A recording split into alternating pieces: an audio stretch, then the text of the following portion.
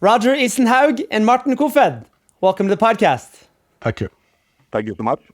So we have one joining us from, I would assume, Norway, Roger? Yes, that's right. I'm 5 minutes away from you in Oslo. Okay, 5 minutes away from me, cool. And Martin, you're an hour and 5 minutes away from me, I guess. I'm relatively catch a flight, but Copenhagen, Denmark, yeah. Cool, lovely.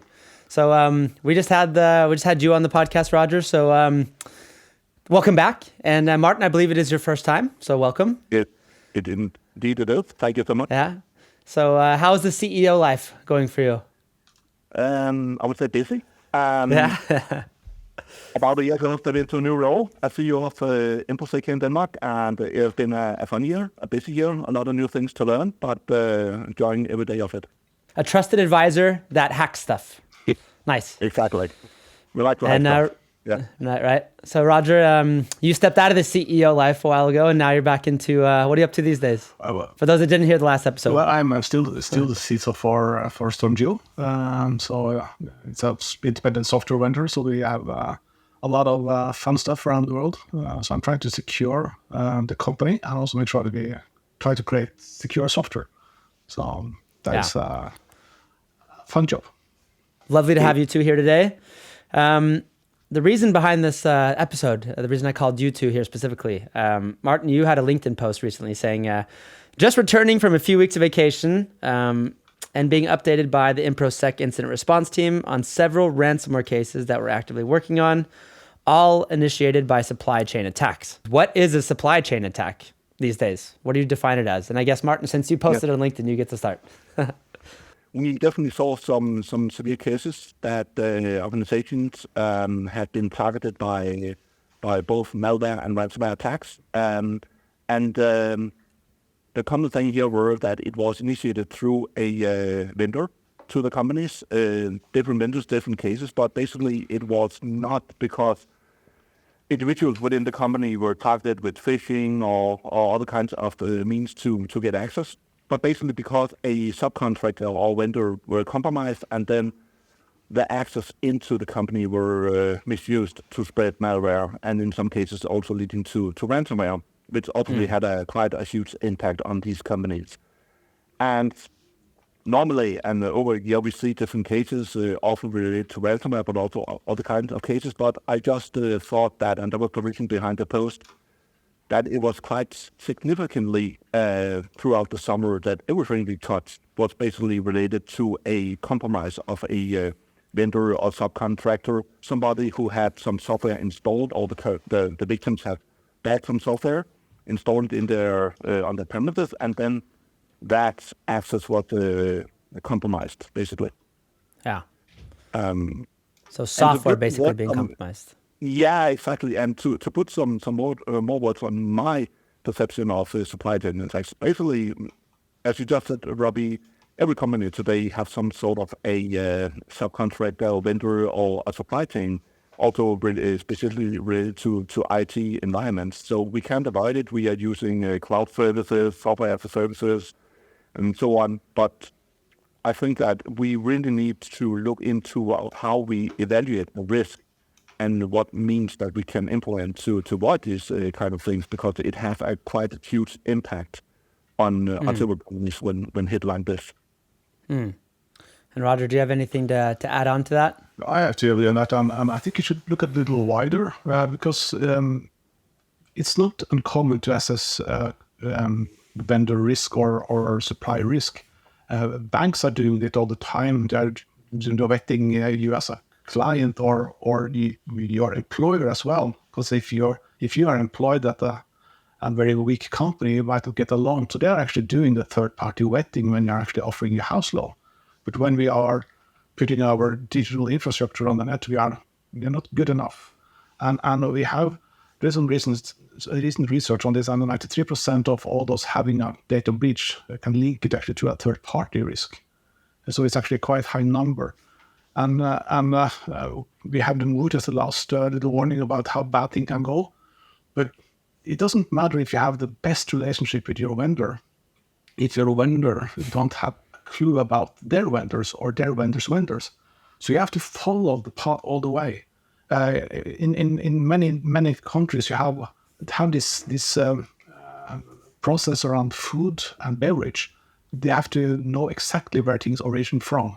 If you buy a piece of bread in Norway, you can practically see which field it's actually originated from. You can follow it from the farmer to the factory to the store and to your home. But when you are connecting something to the digital world, suddenly different rules apply because there's no regulation around it and there's very little true knowledge about this. So you need to really understand your vendor's risk. And in a digital world, it is so difficult because things are changing fast. You can change one of your vendors can do a little update, take in a new piece of software. Suddenly your risk assessment is not worth anything anymore.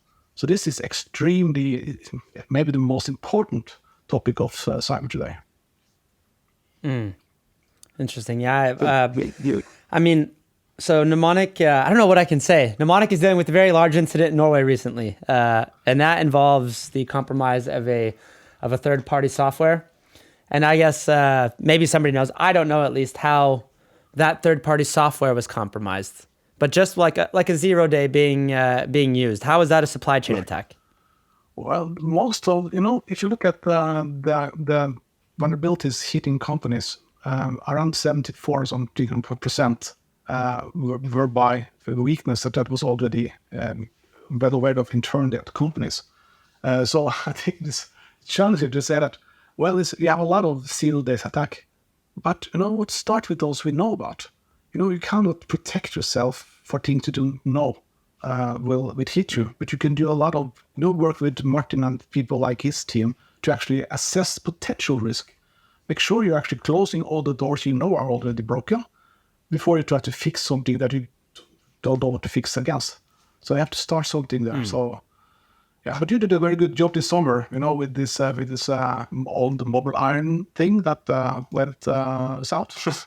Now we found another. If I don't read the news wrong, we also have another 0 days as well. So Mnemonic has a very busy summer. Yeah, I cannot take credit for that. Although thank you. But I was on the golf course this summer. But yeah, thank you for that. Yeah. So I guess the 0 day type of thing. You're saying 74%. Those are not even 0 days at that point because they're known. There is a patch, or maybe it hasn't been patched, but the company is aware of it. Is that what you meant? Exactly. It's known vulnerabilities that the companies are pretty much should be aware. At least someone in the organization is aware of them. Maybe not everyone, but.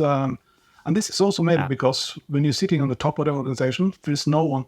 If you look at Fortune 500, there are 4 companies that has someone in the board with security as a domain.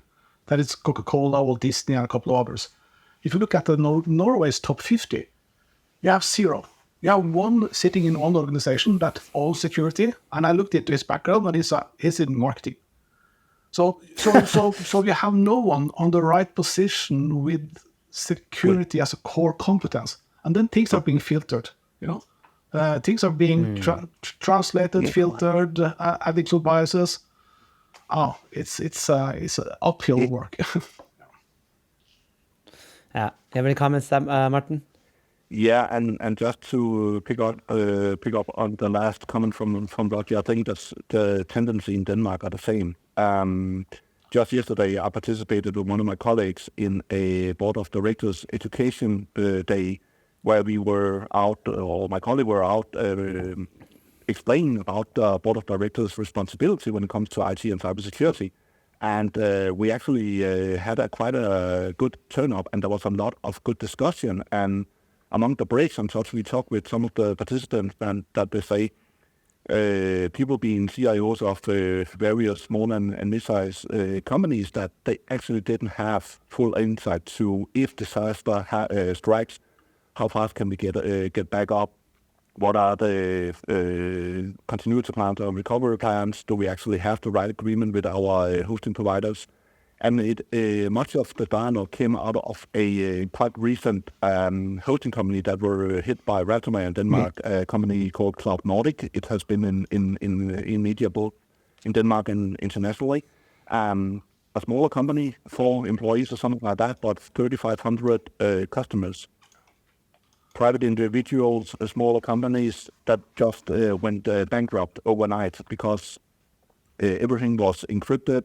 They didn't have any economy to actually do anything about the incident. So 3,500 customers, both small companies and private individuals, lost their data.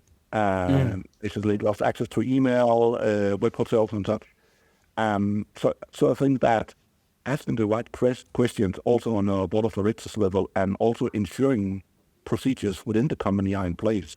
Because I fully agree with Roger and statistics that a lot of the vulnerabilities that are being exploited are actually known before. Obviously, we operate with 0 days on a frequent basis, but a lot of exploitations are done out of living of the land. We don't need expensive or highly advanced 0 days to actually do damage, because passive vulnerability management are not really good handled in many companies.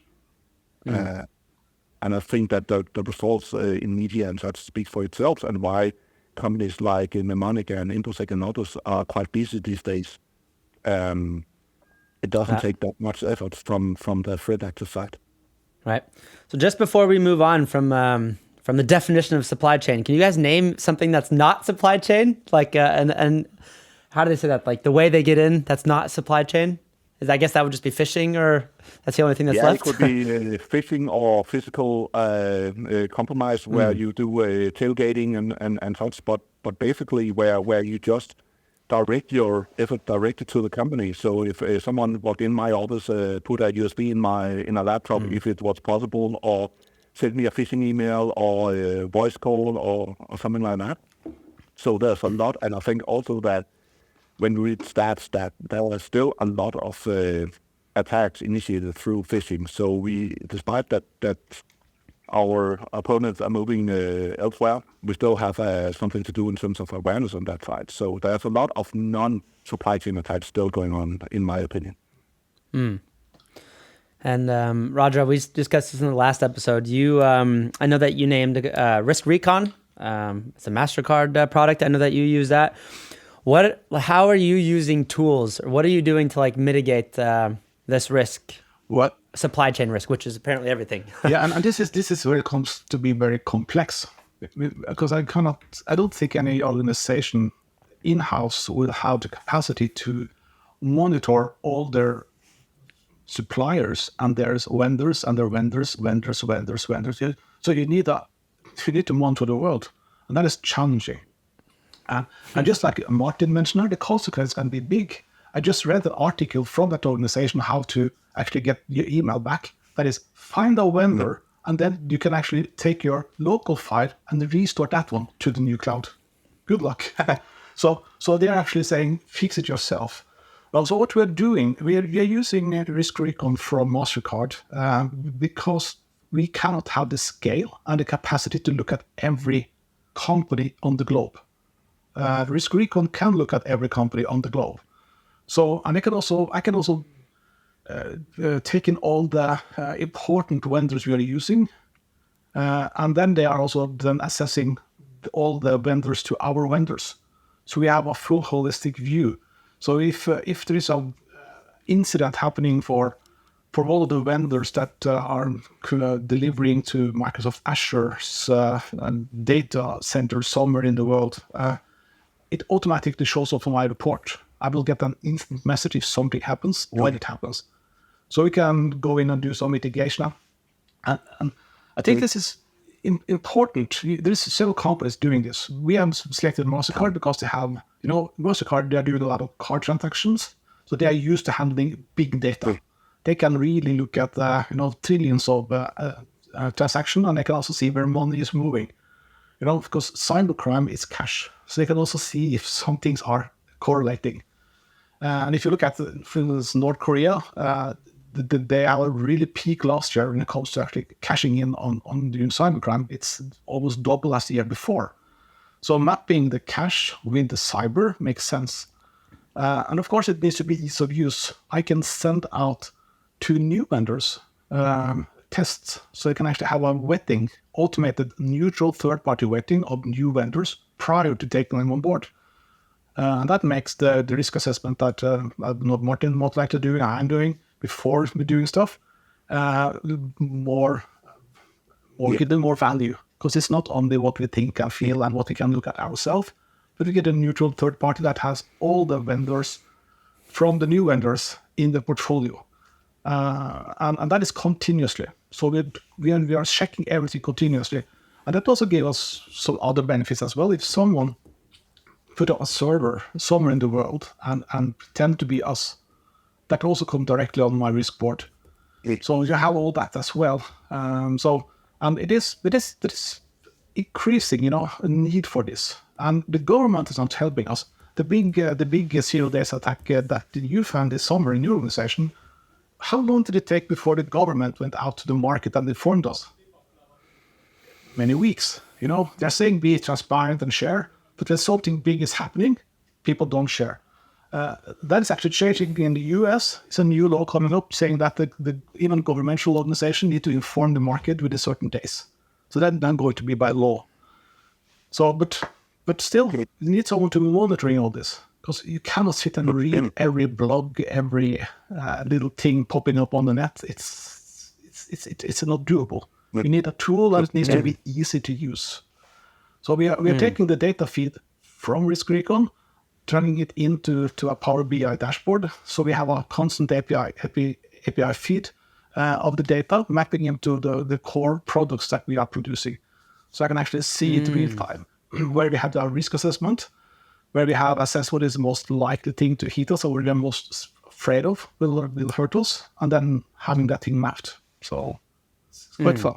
And just for some context, like your main product is data towards your customers. So it's very, very digital, very online based. So I had a question though. How do you know, you were talking about earlier that, if some vendor to Azure has a problem that might influence you, so you need to be aware of it.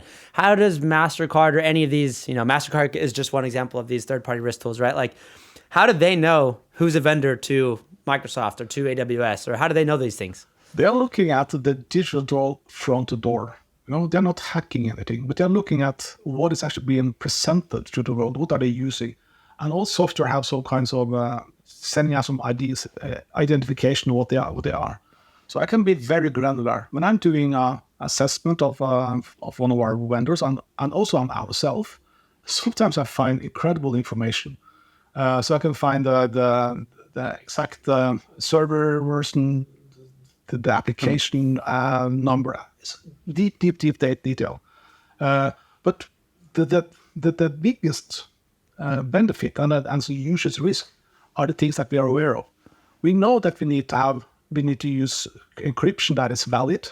We need to have digital certificates that are still valid. All those elementary things, those housekeeping things that organization forget. That is actually the majority of things that is actually popping up, because they don't have the process, they don't have the routine, they don't have things set into a proper system. So as soon as, it can also be in-house, someone forgot to renew a certificate, or someone just suddenly have a new database. And this will surprise you, Robby. I will show you offline later some of the biggest companies in Norway, how vulnerable they really are. They have databases with no security in front, and it can be hundreds of them. A lot of MySQL databases, you can practically just walk in. Most companies are using WordPress, and they don't protect their logo. So they don't use MFA, and they don't geofence the login page. So all those things that are, used by many, and Risk has built these tools over long time. So they have really built brick on brick to make it quite useful tool. So basically that product is just banging on the digital door of these different entities, and just it knows what kind of server, it just knows all this information and it presents it to you so you can see. Exactly. Right? And then they are mapping that, linking it up just like a DNA thread with family. Everything is tied together. So if I have a relationship with company A, company B, company C, and they can then look at those companies and see how they tie together in the digital world. And then you can get this extremely visual views, how this is linked together. Sure. And I get some actionable things to do today. Not just a lot of reports telling me that things are dangerous, because we know it's dangerous. We just need to know what to fix. And And Martin, when you guys are doing like, I would assume you guys have like some scanning services or things that tell companies how to look from the outside. How does what you do, or is what you do, differ from what this technology is doing, or what's the difference there? Well, to some extent, because obviously we have scanning services and automation to find vulnerabilities and potential holes in the defense. But actually, just to add to that and pick up on something Roger said a few minutes ago, that it is difficult, if not impossible, for a company to be observant of all vendors that the companies are using. And we all know in this community that it's not a matter of if, but a matter of when a company is compromised. And from our perspective, what we do more manually is to help customers assess the risk of an assumed breach. Let's assume that someone will get in at some point. Obviously, the whole red teaming cyber, where we sneak in sheer flight, is more sexy for hackers and it sounds fun like cops and robbers. But basically, let's just jump to a point where some compromise have happened. And what is the potential risk that will occur in a company like Rogers or any other companies? So we can have some actionable to work out of. So I fully agree on the whole perspective of tooling and scan and have an overview of our exposure. But we need to make sure that we know what happens if somebody gets an access to our infrastructure. How fast can they actually move from a non-privileged user to a privileged user? Can they take over our Active Directory? Can they go in and take over our Azure cloud or AWS or Google Cloud or Alibaba or whatever cloud that we're utilizing, so that we can start to focus architectural on defense and depth, and not only have the perimeter and such. So it's a combined effort on both the external perspective, but also from an internal side. A CISO's day must be very stressful. God, you have to fix as much as you can, protect. Yeah, that's why they don't last so long. I get. So, I mean, Roger, the way you're dealing with this today, you said that they have like these automated, I don't want to call them questionnaires because they're not really a questionnaire anymore. They just do these scans and you just get a result, right? Like, how are you using those? As the most the killing part of being a CISO is actually getting these questionnaires. Honestly, I'm getting questionnaires from potential clients and partners I work with, and sometimes I'm not joking. It could be maybe 900 questions that I need to answer. How are you doing this? And every question is relevant. There's nothing that is not good to be aware of, but it is really time-consuming and you need to answer them honestly and properly. Otherwise, you have some liabilities later on that you don't want to do. You cannot lie there. So that is the hardest part. But the thing that I'm most looking into is actually the third-party risk management, and then the supply chain risk, because those things hang together. And the side effect is actually the capacity to actually to monitor own enterprise and subsidiaries. Because our organization of a certain size usually have several organizations, and you don't always have, as a CISO, full control of what they're doing. So if we have a subsidiary somewhere in a country somewhere, and they do something, and I wouldn't have a tool in-house to find it, but if someone from the outside continuously monitor it, continuously doing that, it's not a heavy, it's a soft scan. But that is not replacing the job that Martin and other do, actually going more into depth. But that gives me some indication. And if I have maybe 10, 15, 20 indication of something, okay, then we can start to bang on the doors properly to see, okay, what's actually going on here. So you can, I believe, say that I'm using all the finding as indications. But also, when something happens, when the shit hits the fan and we have a new movie or we have something happening, I will instantly have reports saying if I'm vulnerable or not. if you should turn off this vendor or that vendor, you know. So when you have these 0 days, and are not that common, that's not you hear about them because they are so, in the IT industry, they are fun. Someone did something new, you know, and that is interesting. It has an appeal for people that like IT. But you have to look at all the old stuff.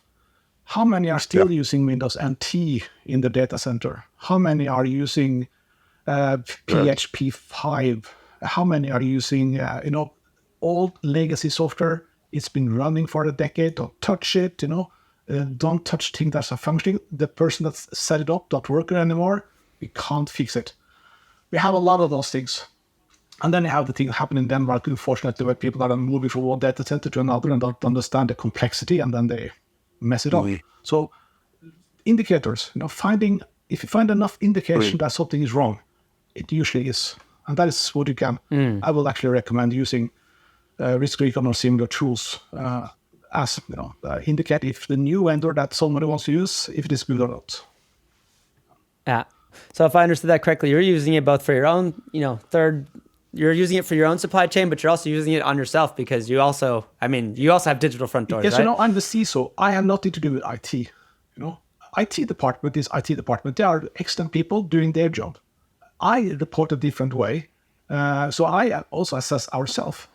So I can have this weekly chat with the head of IT, and I can say, okay, what happened here? We have some indication that someone is sleeping, or I can say this was really good.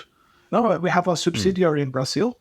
And they are extremely good, and they are using completely different tool set than we are in Europe. And when they are reaching 9 on the risk recon score, on the industry average for software companies are 7.4, I am happy. So 4 o'clock last morning, I said that thank you to my colleague in Brazil, saying this is good. You know, thank you for a good job, because then I have less indicators, and those indicators are not only used by me. They're also used by hackers. Because if you go to break in somewhere, you don't try to go to Fort Knox. You go somewhere where it's less secure. So if someone knocks at enough doors and the doors are opening, you go in there. It might be a tiny little business. And if I can get $100,000, good. If I can get $1 million, even better. But I take the cash I can get. So you need to make sure that all those indicators are also seeable for the rest of the world.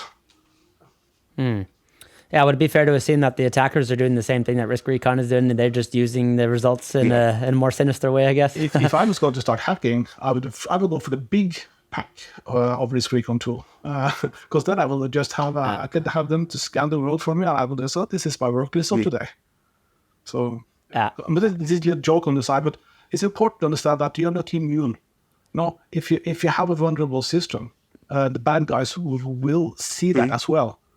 And if you have that situation, as Martin mentioned, that the responsibility of the board, in most countries, it can be like be a legal offense for the board to not fix this if you're aware of it, or if you should be aware of it.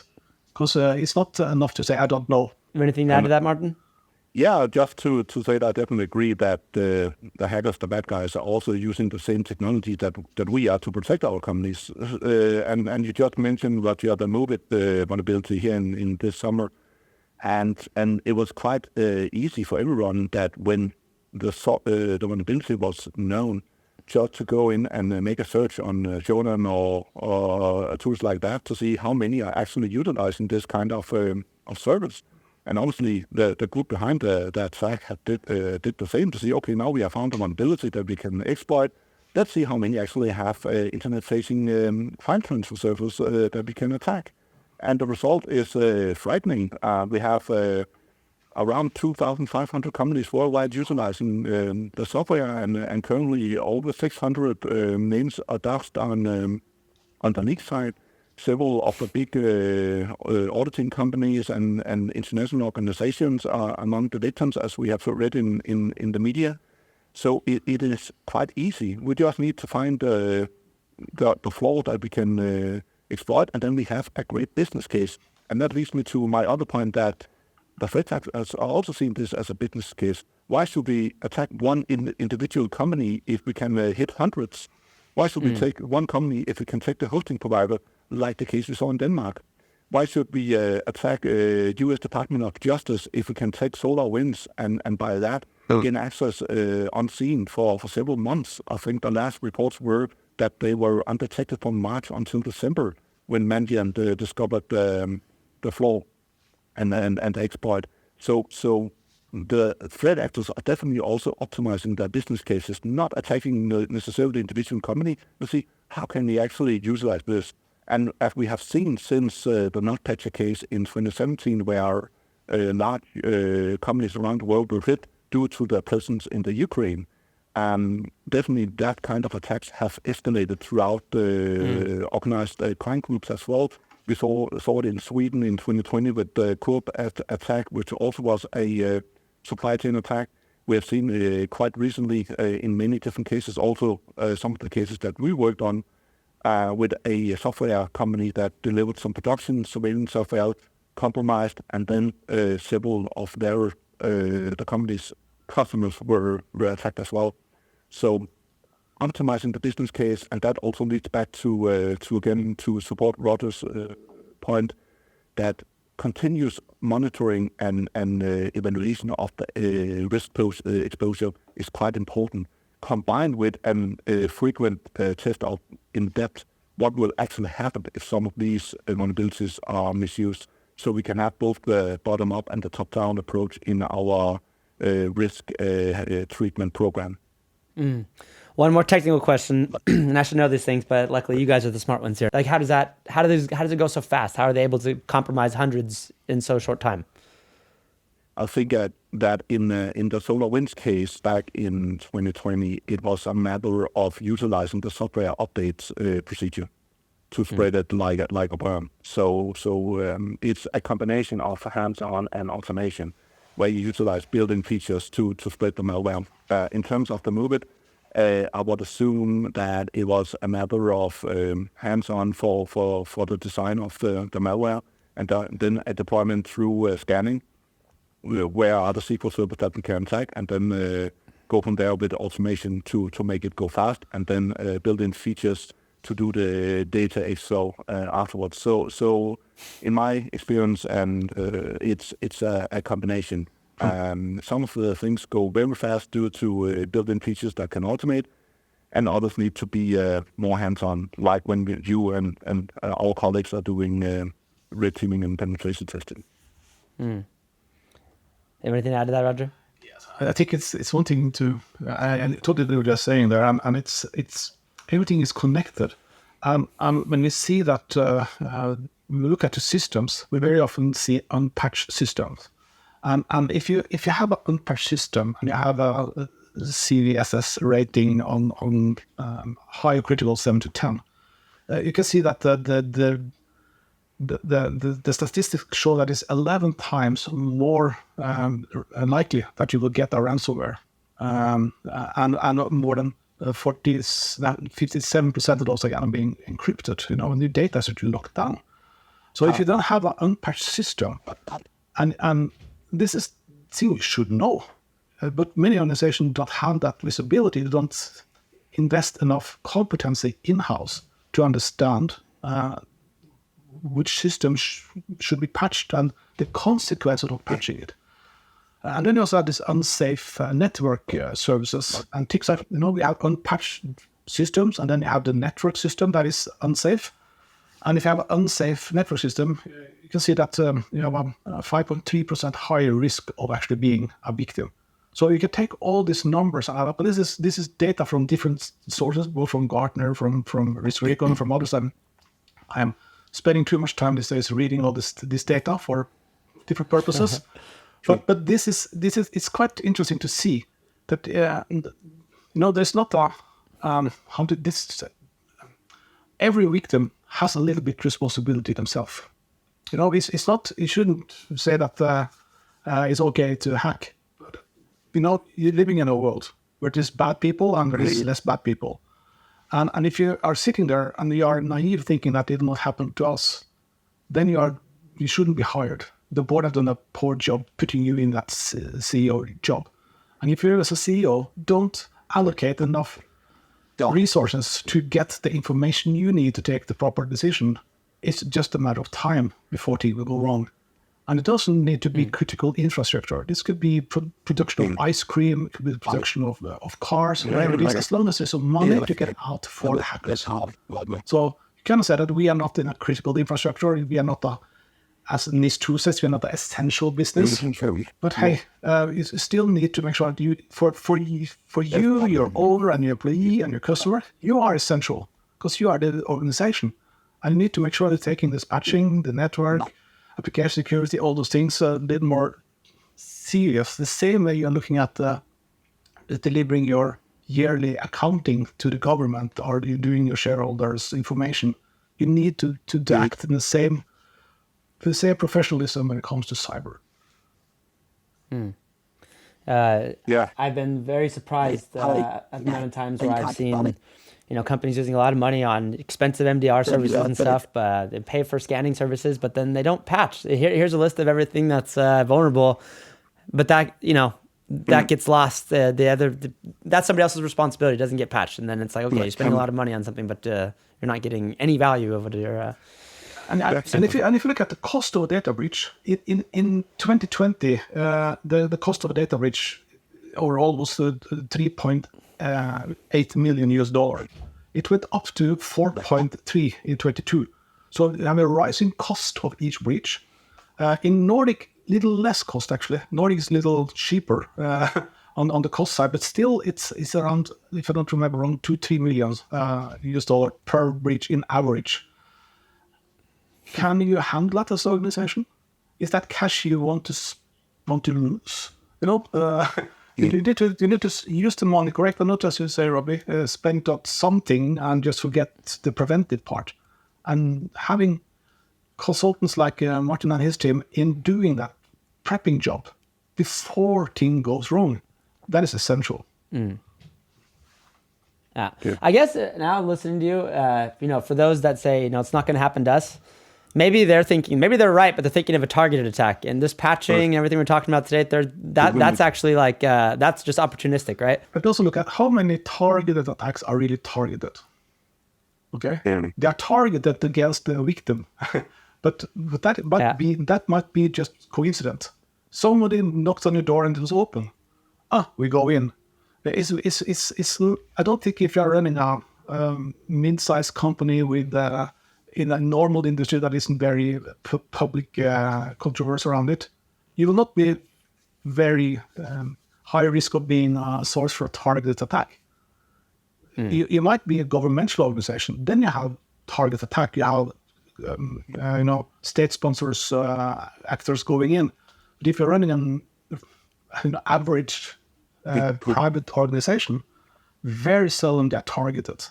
They sometimes say it is targeted, but it's more like somebody's swiping over the network and they find you because you have a lousy cyber hygiene. You smell very bad online. That's the way to say it. And they're sniffing you off. I guess the basics are always so basic. And also just to add to that, it can be very difficult to determine if it was actually a targeted attack or a opportunistic attack. Again, take the MoveIt incident. We can't say for sure, at least I can't say that it wasn't a targeted attack maybe to one or two specific organizations, but to cover that, they do a semi-amateur ransom campaign where they start to post a lot of data and such and throw them out, but maybe it was just one company that was actually of interest for the perpetrator to come back with to compare with the SolarWinds. It was 17 or 18,000 victims worldwide. But how many was actually really compromised? I know for a fact because they have been in the press that the Danish National Bank was among the victims list, but there were no indication of a second stage compromise. But somewhere, highly likely in the US or things like areas like there were some organizations that were targeted and compromised throughout SolarWinds. So it's also a guessing game, I would say, to see is it targeted or not, and that leads back to we are not we don't have a risk because we are not a specific company. we don't have any high value intellectual property or things like that. No, potentially not. Maybe not, but you might utilize the same kind of systems that the neighbor who have IP, who has some specific they would like to target, and then you end up being at the wrong place at the wrong time, like in 2017 with Maersk. Maersk was not, in my opinion, the sole target of the Russian state. It was a matter of destabilizing the Ukraine infrastructure, but Maersk lost a shitload of money on that attack, because they were there and they don't have proper controls in terms of flat networks and fragmentation and such. So you can't pull the card saying we are not targeted or a victim or subject for a targeted attack. Everyone can become that. That is a very, very, very good good observation, because it's a little bit like cluster bombs. They're targeting the one company, but you're just in the same data center somewhere, and some of the bombs also hits you. And then because you don't have, you have a block for lateral movement, your network is flat, you don't have anything in control, you're suddenly one of the biggest victims, and you are not the goal. And that is for the hackers, that is the jackpot, We tried to take this little one, but hey, we got a Maersk, And that must be an awful feeling for those people doing doing a good job every day. Showing out that the job I'm doing is not worth very much. Yeah. Well, gentlemen, I've learned a lot today. I have a lot of good sales arguments. Thank you for that. It's one of the very good benefits of having this podcast. I learn a lot. Yeah. Any closing thoughts from you two? Well, something that I quite frequently say when doing presentation talks and such is that, remember, this is an ongoing assignment. Yeah. We can't stop and rest for long, because the development and evolution of cybersecurity just keeps on going. We haven't even touched upon artificial intelligence and ChatGPT and things like that. And that's the next thing that a lot of companies, boards and such, are wandering around, both in terms of how can we utilize it in our business, but also what potential threat will it actually bring to the company. So I guess that could be a topic for a future episode, Robby, but don't rest, because it will just continue. But be in control, have an overview, and work structurally and with a yearly wheel and frequently with the subject. Then you have a potential of surviving as a company. Anything from you, Roger? I think you don't have to. But one thing I think it's important that I'd like to make people aware of. This is business risk. Cyber risk is business risk. And in a survey done November last year, it came out that 62% of the companies in that survey reported that one of their vendors or suppliers had that risk, had that incident in the last year. And 34% of organizations have terminated business relation due to cyber risk concerns. So you might lose your clients, and you might not get the next client if you don't have the yearly lead on control, doing your risk assessment, being able to actually use your digital deodorant, smell good online. You don't need to be a bad person online. Yeah. Gentlemen, thank you so much for your time and for contributing all the lessons you've learned with our listeners. And I'm looking forward to our next episode around the AI and ChatGPT and all the new stuff. But first, fix the basics. Yes. Patch. Do that. Okay. Yeah. Thank you.